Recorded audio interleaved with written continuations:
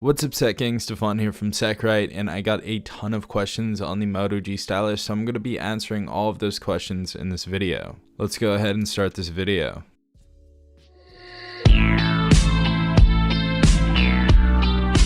Now, if you guys have any other questions, don't forget to go ahead and subscribe, turn the notification bell on, and leave a question in the comment section down below to get featured in the next video. So the first question that we have here is from Tech for Your Needs, and he says, is the stylus pen better than the LG Stylo pen?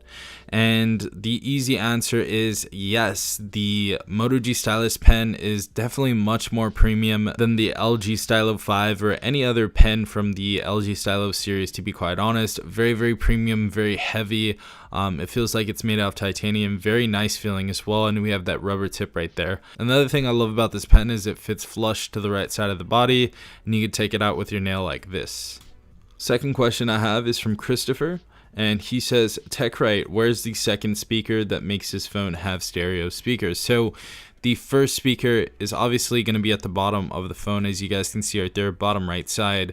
Very easy to see that. And the second speaker that actually makes this device stereo speakers is at the top right here on the headset. So the headset is going to actually double as a headset and a speaker when it's not utilized as a headset. So I thought that was really cool. Next question I got from KC, and he asked, will this device be on Metro by T-Mobile?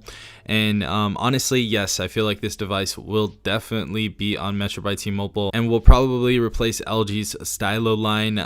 This is a very solid device, and Metro would be dumb to turn this device down. So yeah, I definitely feel like this phone is going to Metro by T-Mobile, and that actually goes into the next question we have here, and it's from Foxy, and he or she says, Boost Mobile too? We're probably going to see this on the big prepaid carriers, the top three, Metro, Cricket, and Boost Mobile. So not a definite answer, but I feel like it is going to happen. There have been a lot of talks about this. Next question I got from Stevo. He says, one question, does the phone come in another variant with more RAM? As of right now, this device only has 4 GB of RAM.